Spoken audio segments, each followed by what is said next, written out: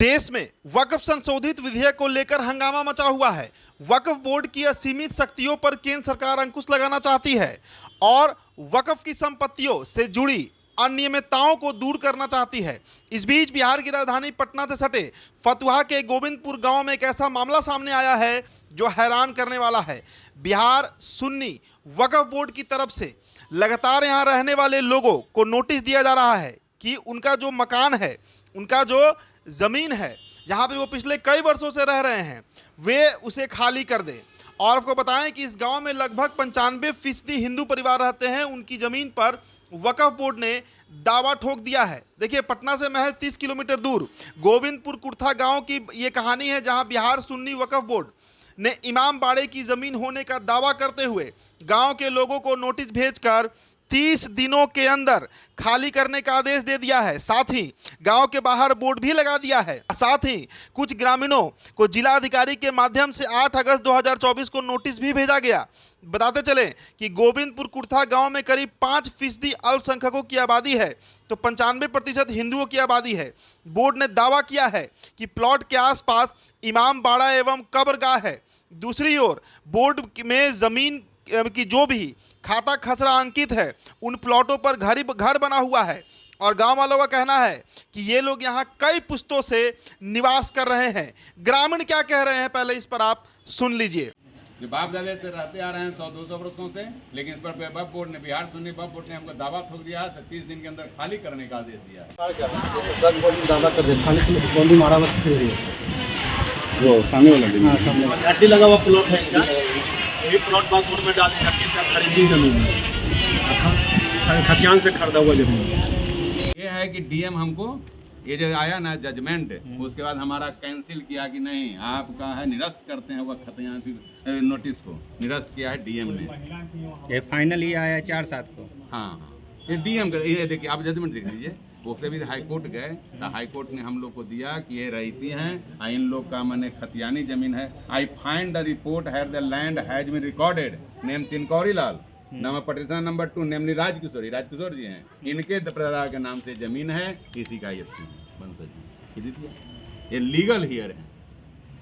और बाकी 2 प्लॉट को कहा कि ये तो सरकार का जमीन है, सरकार गजट करके नहीं दिया है आपका सरकारी जमीन का, इसलिए वह सरकार का ही जमीन रहेगा, जबकि दरगाह का जमीन है, दरगाह है अपना उधर नहीं सरकार।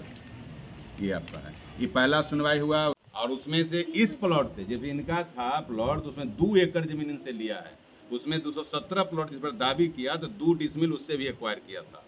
उसका हमको अवार्ड मिला इनके नाम से, दादा के नाम से, बाबूजी किनका अवार्ड मिला। तो जिनका जमीन था मिला अवार्ड, उसमें हमारा 217 प्लॉट है 2 डिसमिल का। और वह 276 में हम लोग केस किए तो 278 में एक्स्ट्रा अवार्ड मिला।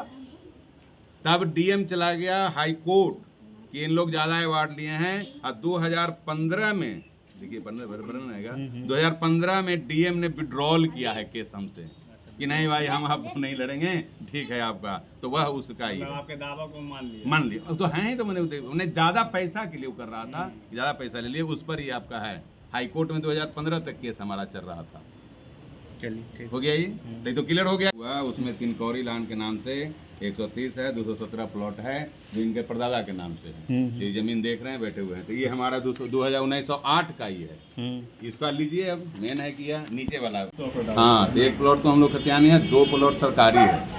जबकि हाईकोर्ट मांगा कि आपके पास क्या इंस्क्रिप्शन है, तो उसको कोई देने में असमर्थ कहा, तो कहा कि बिहार सरकार का रहेगा, आपका नहीं रहेगा। तो ग्रामीणों के अनुसार करीब 2 दशक पहले भी सुन्नी वक्फ बोर्ड ने नोटिस दिया था, जिनमें ग्रामीण उच्च न्यायालय की शरण में गए थे और 2015 में पटना उच्च न्यायालय ने दोनों पक्षों के कागजी सबूतों की पुष्टि के आधार पर ग्रामीणों के पक्ष में फैसला सुनाया था, जिसे सुन्नी वक्फ बोर्ड मानने से इनकार कर दिया था और फिर से नोटिस भेज दिया है। अब देखिए, इस पूरे मामले को लेकर बवाल मचा हुआ है। तो वहीं बिहार सरकार इस मामले पर गोल मटोल जवाब दे रही है, बोलने से कतरा रही है। नीतीश कुमार के कैबिनेट में शामिल जल संसाधन मंत्री और जदयू के वरिष्ठ नेता विजय कुमार चौधरी इस मसले पर क्या कह रहे हैं, सुन लीजिए।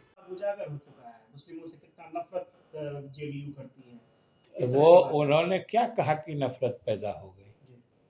उन्होंने कौन बात कही कि जिससे नफरत झलकता है? हम तो ये नहीं समझ रहे हैं।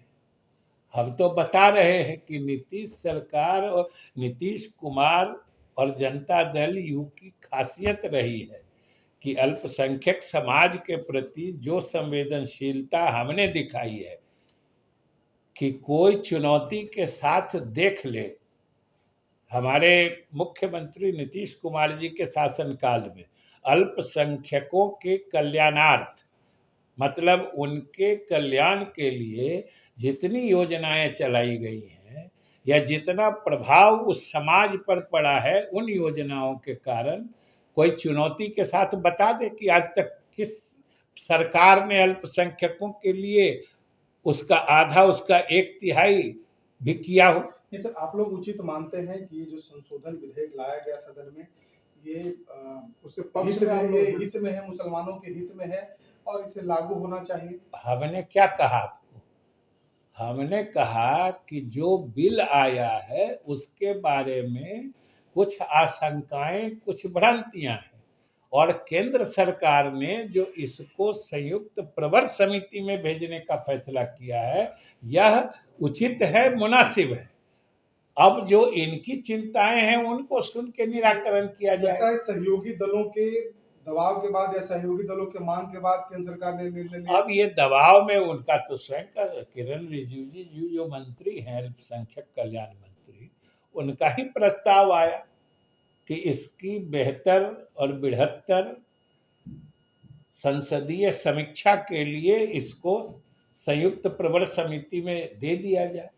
तो कहीं न कहीं केंद्र सरकार भी ये चाहती है।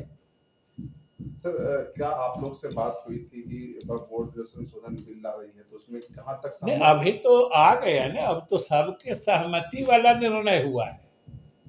अभी जो संयुक्त प्रवर समिति में भेजने का फैसला है, यह तो अच्छा फैसला है ना, तो इसलिए इसमें क्या दिक्कत है? तो लगता नहीं सर कि तो मामला ज्यादा तूल पकड़ा तो सुन्नी वक्फ बोर्ड के जो चेयरमैन हैं मोहम्मद इरशादुल्लाह ने गोविंदपुर कुर्था मामले पर मीडिया से कुछ नहीं बताया, जबकि केंद्र सरकार की वक्फ कानून में संशोधन विषय पर मुख्यमंत्री नीतीश कुमार के नेतृत्व में सोमवार को जो मीटिंग हुई उसके अनुसार वक्फ चेयरमैन ने माना कि वक्फ बोर्ड कानून में शामिल त्रुटियों में संशोधन की आवश्यकता है। बिल पे सारी चर्चाएं हुई, खास तौर से हमारे माननीय मुख्यमंत्री जी के निर्देशानुसार आज ये बैठक हुई।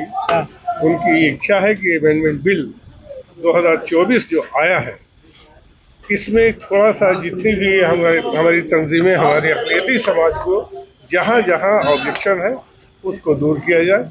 हमारे माननीय मंत्री ललन बाबू ने इसमें सहमति इनको की है और ये ज्वाइंट पार्लियामेंट्री कमेटी में इस वक्त स्टेट का जो संशोधन होगा उसमें जितने भी मेंबरान हैं उनसे बात हमारे ललन बाबू जो हमारे भारत सरकार के मंत्री हैं वो इस पे चर्चा करेंगे, बात करेंगे। नजर आई कमियों के बारे में जानकारी दी गई, आप मुख्यमंत्री से भी मिले आप? वो सारा आश्वासन हमारे मुख्यमंत्री ने भी दिया है कि जहाँ तक होगा इस अमेंडमेंट बिल में जो त्रुटियां हैं उसको खत्म की जाएगी।